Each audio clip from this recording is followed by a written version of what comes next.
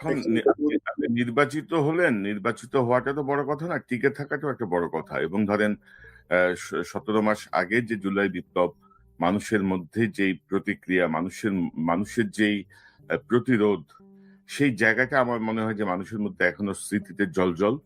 তো যদি কোনো ব্যত্যয় ঘটে, আরেকটা অস্থিতিশীল পরিস্থিতি তৈরি হবে। এবং এটার মধ্যে ধরেন উস্কানি দেওয়ার জন্য, হাওয়া দেওয়ার জন্য লোকের অভাব নাই। কারণ আমরা আনসার লীগ দেখছি, আমরা অটো অটো কি বলে, অটো চালকদের সংগঠনের আন্দোলন দেখছি, আমরা শিক্ষকদের নানা আন্দোলন দেখছি। সবকিছুর মধ্যেই ধরেন ছাত্রলীগ, যুবলীগের উম, ঢুকে একটা অস্থিতিশীল পরিবেশ তৈরির চেষ্টা ছিল, যেটা ডক্টর ইউনূস সরকারের একটা অনেক বড় চ্যালেঞ্জ ছিল। প্রায় ধরেন প্রায় হাজার খানেক বিভিন্ন রকমের দাবি দেওয়ার আন্দোলন ঠেকাতে হয়েছে। 944টা 944 944, জি। এবং এই সরকারের একটা বড় চ্যালেঞ্জ হচ্ছে যে জায়গাটা, ধরেন নির্বাচনের আগে পরে যে বিষয়গুলো নিয়ে আলোচনা হয়েছে, যেমন ধরেন সংখ্যালঘুদের নিরাপত্তা।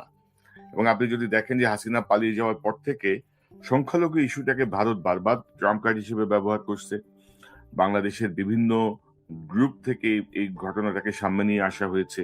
যে বিষয়গুলো ছিল সিম্পল পলিটিক্যাল, হাসিনা পালায় যাওয়ার পরে এলাকায় ওই আওয়ামী লীগের সমর্থক যে হিন্দু ভদ্রলোক, তার সঙ্গে যে দ্বন্দ্ব, সেটাকেও সংখ্যালঘু নির্যাতন হিসেবে চালিয়ে দেওয়া হয়েছে। কিছু ঘটনা তো ঘটেছে ৩০-৩৫টা, তো সেটাকেও অন্যভাবে পোর্ট্রেট করা হয়েছে। এবং আপনি জানেন যে ২০০১ সালে বিএনপি ক্ষমতায় আসার পরে সংখ্যালঘুদের উপর একটা, মানে কি বলবো, নজিরবিহীন নির্যাতনের কিছু ঘটনা আমরা দেখেছি সংবাদপত্রে বা টেলিভিশনে। যদিও গত আওয়ামী লীগ একচেটিয়া বিএনপিকে দোষারোপ করলেও হাসিনা তার ১৬ বছরে কিন্তু ২০০১-এর ঘটনা নিয়ে কোন রকমের তদন্ত বা কোন রকমের কিছু করে নাই। একটা গোপন তদন্ত হয়েছিল, সেখানে আওয়ামী লীগের লোকজনকে আসলে দোষারোপ করা হয়েছে।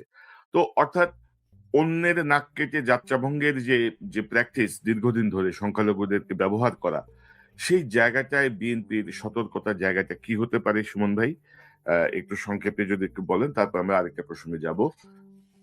সংখ্যালঘুর যেই ইনসিডেন্ট গুলো হয়, আনফরচুনেটলি আমি যতটুকু ভিতরের জিনিস জানি, সেই জিনিসগুলা প্ল্যান করা, সেটা এক্সিকিউট করার ক্ষেত্রে কিন্তু একটা স্বার্থান্বেষী মহল থাকে যারা আওয়ামী আশীর্বাদ পুষ্ট। দেখেন, আওয়ামী আমলে শাসন আমলে তখন বাস পোড়ানো হয়, যেটা আওয়ামী লীগের নানক মির্জা আজম এরাই পড়ায় বিএনপির উপরে দোষটা চালায় দেয়।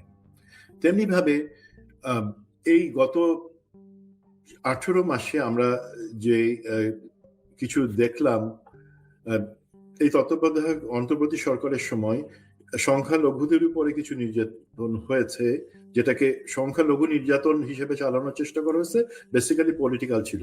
বাট এইগুলাতে কিন্তু আমরা পরবর্তীতে বিভিন্ন যারা ক্ষতিগ্রস্ত, নির্যাতিত, তাদের যে জবানবন্দি আসছে, সেখানে মোর দ্যান 50%, মানে মেজরিটি ক্ষেত্রে দেখছি যে আওয়ামী লীগের বিভিন্ন লোক হয় সেটা করেছে, অথবা আওয়ামী লীগের বিভিন্ন লোক সেটা স্টেজ করেছে, নাটকটা সেভাবে। ওই পাশ থেকে শুভেন্দুর লোকজন আসছে পশ্চিমবঙ্গে, আর এই পাশ থেকে আওয়ামী লীগের লোকজন বর্ডারের কাছে, তাদেরকে বসে খাবার পাবি, খাবার দেবার কথা বলে নিয়ে গিয়ে, বাট সেটাকে ক্যামেরাতে বন্দি করা হয়েছে। সংখ্যালঘু নির্যাতনের কারণে তারা দেশান্তর হচ্ছে বা বর্ডার ক্রস করে চলে যাচ্ছে। তো মেনি অফ দ্য থিংস সেগুলা স্টেজড ছিল। তো বাট দিন শেষে স্টেজড হোক কি সত্যি হোক, সেগুলো তো আমাদের নিজেদের মধ্যে, জাতির মধ্যে আস্থা সংকট তৈরি করবে, বাইরের বিশ্বে আমাদের সম্পর্কে খারাপ ধারণা করবে। সুতরাং এক্ষেত্রে যেহেতু এখন একটা মেজরিটি নিয়ে 212 সিট নিয়ে বাংলাদেশ জাতীয়তাবাদী দল সরকার গঠনের জায়গা আসছে, সেই জায়গা থেকে তাদেরই সুযোগ আছে সেটা তাদের কর্মী, মাঠ পর্যায়ে কর্মী লেভেল পর্যন্ত এই জিনিসটা নিশ্চিত করা যে কোনোভাবে, আপনারা দেখেছেন সন্দীপের ঘটনাটা, আমি এখানে বলতে চাচ্ছি না, তো বিন্দু মাত্র এমন কোনো ঘটনা না ঘটে, সেটা নির্বাচন সংশ্লিষ্ট হোক, রাজনৈতিক সংশ্লিষ্ট হোক, অথবা পারিবারিক হোক, সংখ্যালঘুদের নিরাপত্তা দেওয়ার মাধ্যমে আমরা কিন্তু সবাইকে বলতে পারবো যে যারা আমাদেরকে এই ব্যাপারে লেকচার দেয়, তারা তাদের দেশে যে নির্যাতন চালায়, আমরা সেই তুলনায় কখনোই কিছু করি না। আমরা একটা সহনশীল জাতি, আমরা একসাথে থাকি। জামাতের দিক থেকে আমার কিন্তু সমস্যা নাই। দেখেন ভাই, জামাত বা এনসিপি এই আগস্ট পরবর্তী যখন একটা ভয় ছিল যে সংখ্যালঘুদের উপর নির্যাতন হবে, বিকজ তারা আওয়ামী লীগের হয়ে ভোট দিচ্ছে বেশিরভাগ সময়, মসজিদে থেকে বলে কমিটি থেকে এই বাড়ি বাড়ি গিয়ে পাহারা দেওয়া, মন্দিরগুলোতে পাহারা দেওয়া, সেগুলো কিন্তু মোস্টলি জামাত ইসলামী লোকজনই করেছে, এনসিপির ছেলেপেলেরাই করেছে, সেই পাহারাগুলো দিয়েছে। আমি জানি তারা সেই প্র্যাকটিসটা বজায় রাখবেন, সেটা তাদের পরবর্তী নির্বাচনের জন্য একটা সুফল বয়ে আনবে।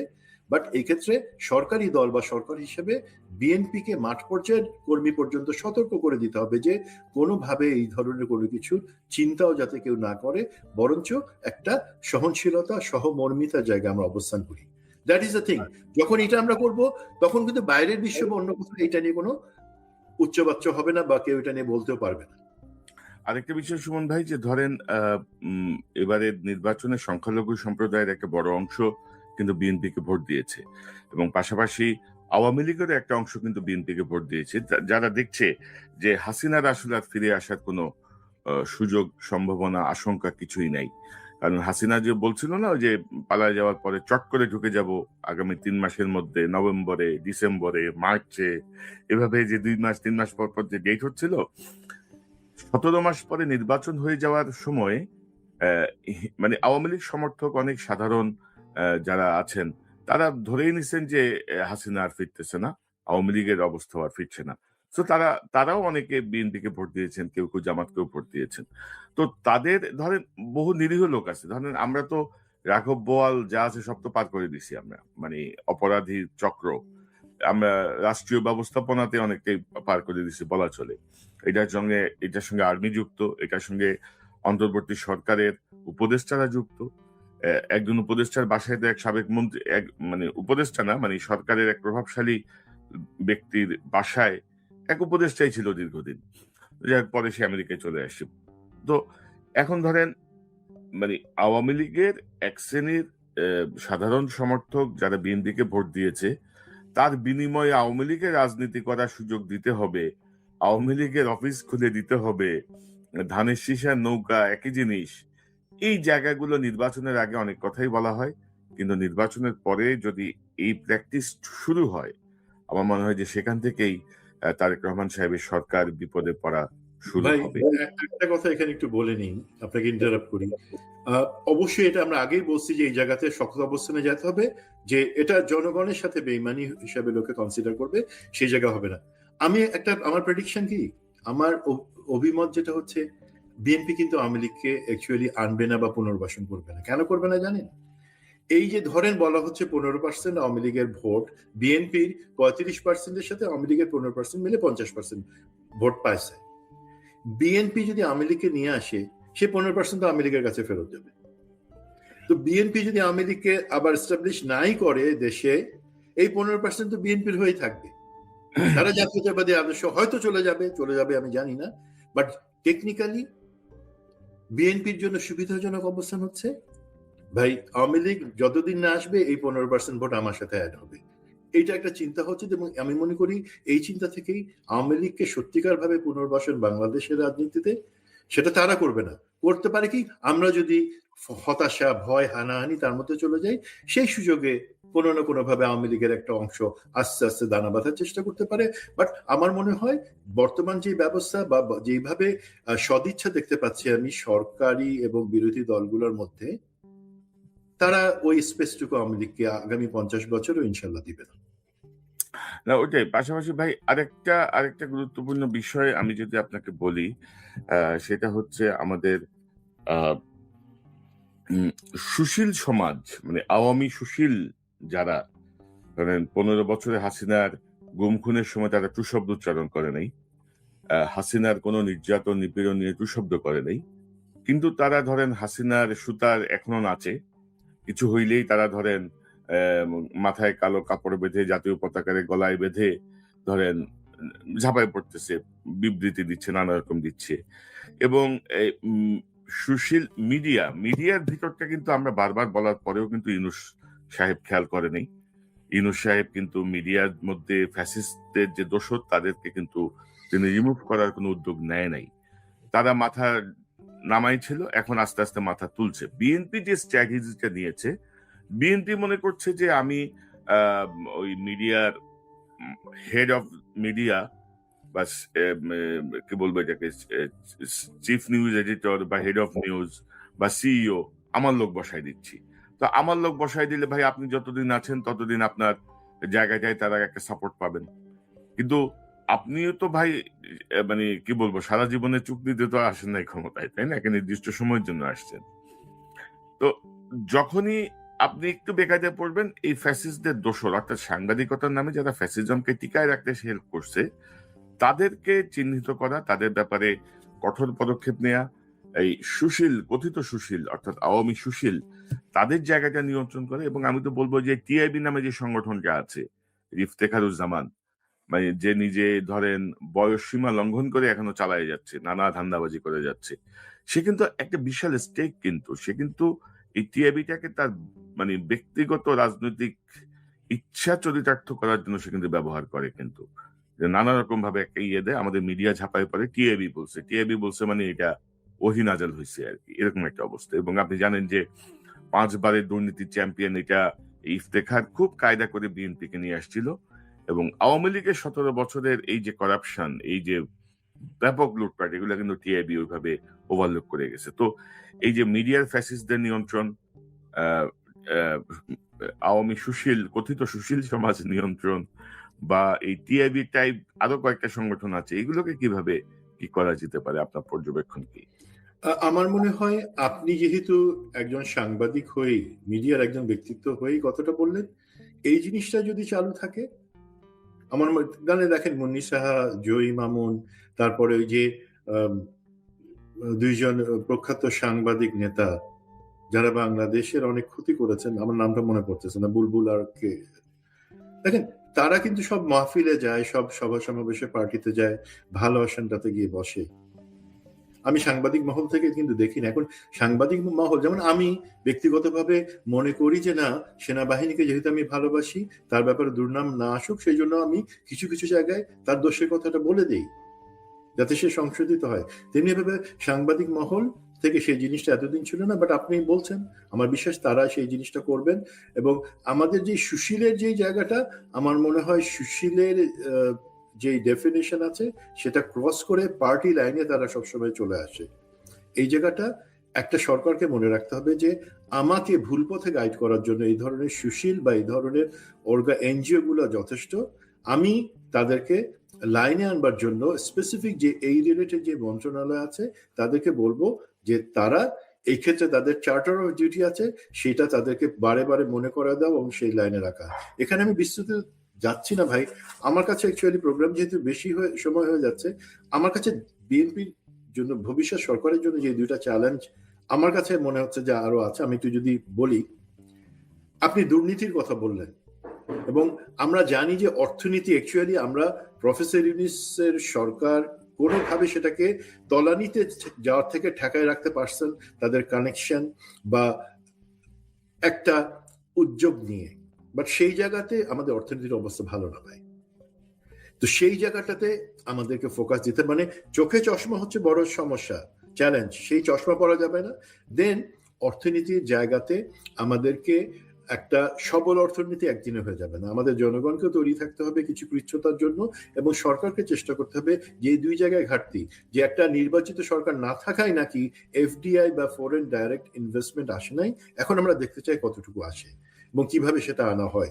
সেই ক্ষেত্রে যে লোকজন আছে তাদেরকে অর্থনৈতিক ব্যবস্থাপনা দেশের ভিতরে বা আমাদের ইন্টারনাল যে রিসোর্সেস গুলো আছে সেগুলাকে কিভাবে ম্যানেজ করা যায়, যেখানে আমরা পিলফারেজ বা মানি সাইফনিং, টাকা দেশের বাইরে পাচার না হওয়া, সেই জিনিসটা নিশ্চিত করব।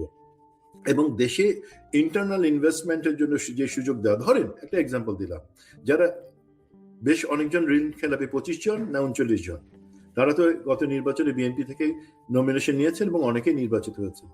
একটা এক্সাম্পল ট্রেন্ড সেট করা যেতে পারে, বিএনপি হাইকমান্ড বলে দিল যে আমি চাই তোমরা শপথ নেওয়ার 7 দিনের মধ্যে এইটা তোমরা শোধ করে দিবা, কোথাতে দরকারে তোমার ব্যবসা বিক্রি করে দাও, এটা শোধ করবা।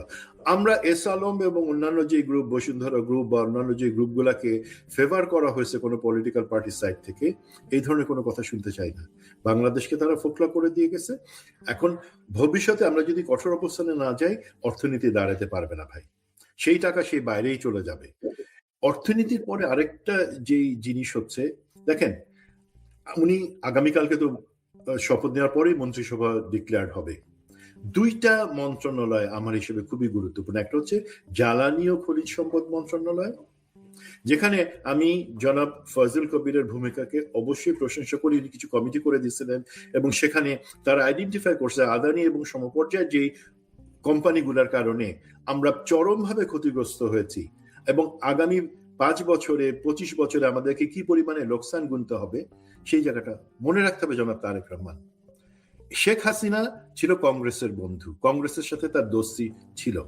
যখন মোদির বিজেপি পাওয়ারে আসলো তখন মোদিকে কিভাবে তার বয়ফ্রেন্ড বানানো যায় সেই জন্য সে বাংলাদেশের একটা অঙ্গ বা স্বার্থ সে বিক্রি করে দিল সব বিশ্বাসঘাতকতা করে, সেটা হচ্ছে জ্বালানি খাতকে ভারতের হাতে মানে আদানির হাতে আমাদের পাওয়ার সেক্টরটাকে তুলে দিল, যা জেনে শুনে যে এটা দেশের জন্য ক্ষতি হবে।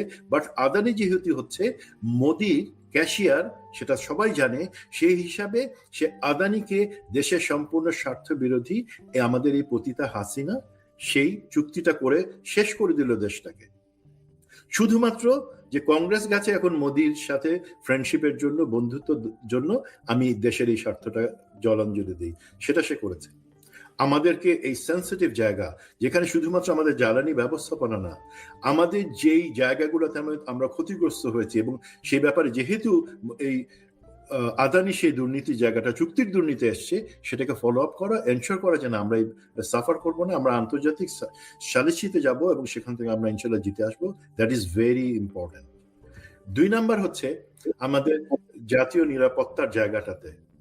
সেই জায়গায় আমরা সবসময় দেখেছি তারেক সিদ্দিকীর সময় তো, হাসিনার সময় তো জাতীয় নিরাপত্তা উপদেষ্টা পত্র তৈরি করা হলো, সেটা কিন্তু অ্যাডভাইজারি রোল হয়ে গেল কি এক্সিকিউটিভ রোল। একটা মাফিয়া তন্ত্র কায়েম হলো, খুনি জিয়া এবং অন্যান্য সবাই মিলে সেখান থেকে মানি সাইফনিং, হত্যা, গুম সবকিছু সেই জাতীয় নিরাপত্তা সেই উপদেষ্টার তত্ত্বাবধান হতো। আমরা সেই ধরনের আর কিছু চাই না। আমরা চাই সত্যিকার ভাবে জাতীয় নিরাপত্তার ব্যাপারে যিনি, ধরেন খলিল সাহেবের কথা বলি, ডক্টর খলিল উনি এখনো আছেন কাগজে কলমে, বাট হয়েছে কি উনি জ্ঞানী মানুষ। এখন খলিল সাহেব জ্ঞান আছে কিন্তু কতটা এমবাসি আমাদের আমরা নিজেরা বা আমাদের নিজেদের, জাস্ট এক সেকেন্ড ভাই,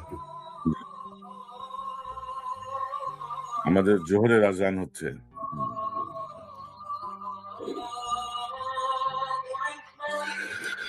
ভাই তো দেখা গেল কি আমাদের লেভেলে ইভেন আমরা, আমার মনে হয় 50টা দেশের কূটনীতিকের সাথে, রাষ্ট্রদূতদের সাথে আমরা কানেক্টেড থাকি। বাংলাদেশে এমন অনেকে আছে যারা শুধুমাত্র বিভিন্ন দেশের রাষ্ট্রদূত, বিভিন্ন সংস্থা না, বিভিন্ন রাজনৈতিক দলের সাথে, বিভিন্ন ব্যবসায়ী মহলের সাথে তারা ফুলি কানেক্টেড থাকেন। কেন? আমাদের নিরাপত্তা মানে শুধুমাত্র আর্মি এবং গুলি তা না, নিরাপত্তার সাথে অর্থনীতি, ব্যবসা বাণিজ্য, বৈদেশিক সম্পর্ক সবকিছু জড়িত। সেই ধরনের যোগ্যতার জায়গায় ডক্টর খলিল কখনো ছিলেন না। উনি যে কানেকশন গুলো বা স্টেট ডিপার্টমেন্ট বা অন্যান্য জায়গায় ওনার অ্যাকসেপ্টেন্স, সেটা প্রফেসর ইউনুসের কারণে। Professor doctor Khalil is merely A face. Actually উনি যেহেতু প্রফেসর ইউনুসকে রিপ্রেজেন্ট করছেন, সেহেতু ওনাকে লোকে ভ্যালু দিত। এখন আমি একটা জিনিস বলি, ওনার থেকে যোগ্য লোক আছেই আলহামদুলিল্লাহ। এটা বলবার কারণ কি, আমি শুনতে পাচ্ছি এই বিএনপি সরকার ডক্টর খলিলকে পুনর্নিয়োগ দিবেন, নিরাপত্তা বাদ রেখে ট্রেড এবং যেটা রোহিঙ্গা সংক্রান্ত ব্যাপারে উপদেষ্টা টেকনোক্র্যাট হিসেবে ওনাকে নিয়োগ দিবেন। সেটা তাদের সিদ্ধান্ত।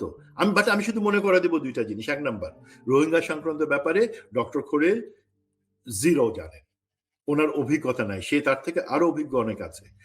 ওনার সাথে বিদেশি দূতাবাস বা স্টেক হোল্ডার্স বা যারা রোহিঙ্গার ব্যাপারটাতে আমাদেরকে সাহায্য করতে চায়, তাদের সাথে ওনার সরাসরি ব্যক্তি লেভেলে কোনো যোগাযোগ নাই। বড় কথা, জহরেন আপনি তাকে করলেন, তখন একটা সমস্যা হয়ে যাবে। দেশের ভিতরে একটা কানাঘুষা আছে যে ডক্টর খলিল অজিত দোভালের সাথে দোস্তি, সেই দোস্তি করে সে নিজস্ব স্বার্থগুলো আদায় করে নেয়।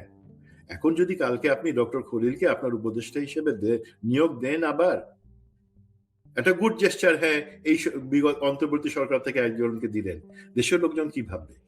দেশের লোকজন মনে করবে নির্বাচনের আগে যদি কোনো ষড়যন্ত্র হয়ে থাকে বিএনপিকে ক্ষমতায় আনবার জন্য, তাহলে বোধহয় ডক্টর খলিল অজিত দোভালের সাথে মিলে সেই ষড়যন্ত্র বাস্তবায়ন করছে বলে তাকে পুরস্কার হিসেবে এখানে দেওয়া হচ্ছে।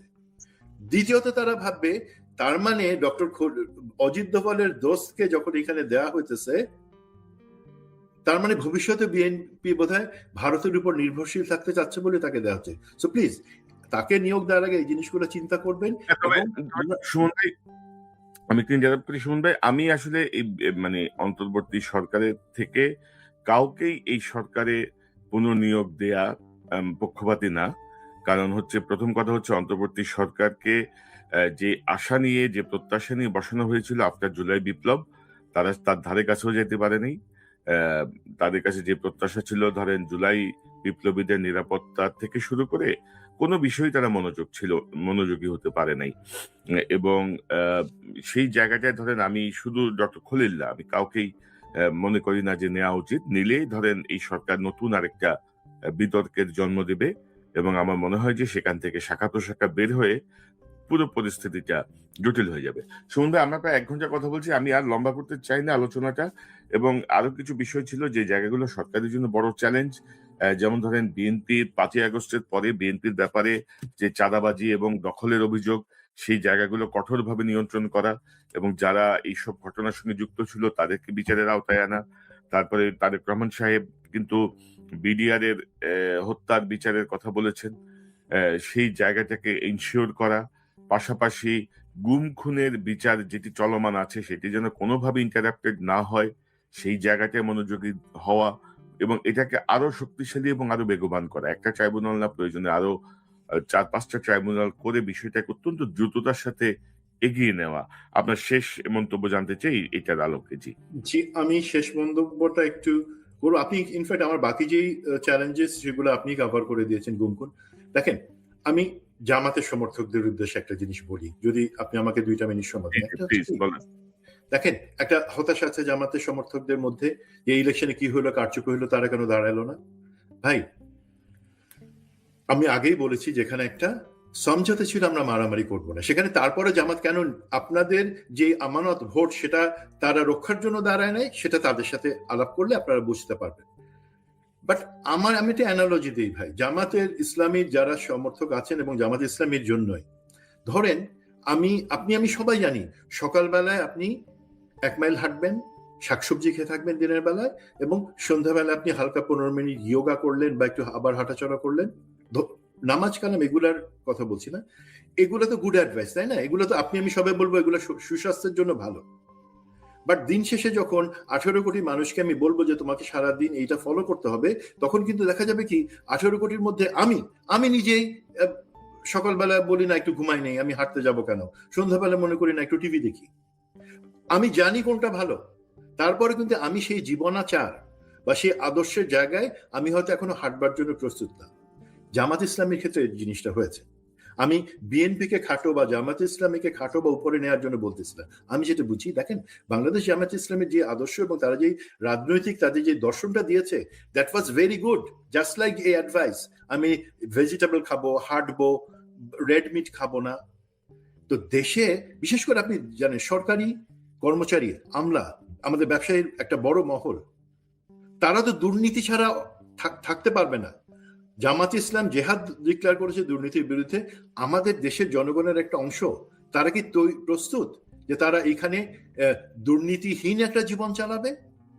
ভাই, আমার ক্ষেত্রে অনেক সময় আমি মনে করি ভাই একটু দুর্নীতি করলে ভালো হতো, হয়তো আমি মনে করি। তো আমরা দেশের জনগণ প্রস্তুত না। জামাতে ইসলামীর কাজ যেটা হবে, দেশে এই যে 5 বছর তারা সময় পাচ্ছে, বিএনপিকে কোঅপারেট করুক, এবং এই 5 বছরে এই যে বার্তাটা যে ভেজিটেবল খাইতে বসছি, রেড মিট খাইতে মানে করছি, তুমি চিকেন খাও, তুমি হাঁটবার সাথে সাথে তুমি গান শুনো, অসুবিধা নেই। এই যে ফ্লেক্সিবিলিটি জায়গায় যে জামাত ইসলামীর দর্শনটা খুব রিজিড, তার বদলে সেটা আরেকটা জিনিস, জামাত কেন ভোট কারচুপি বিএনপির মতো করে নাই?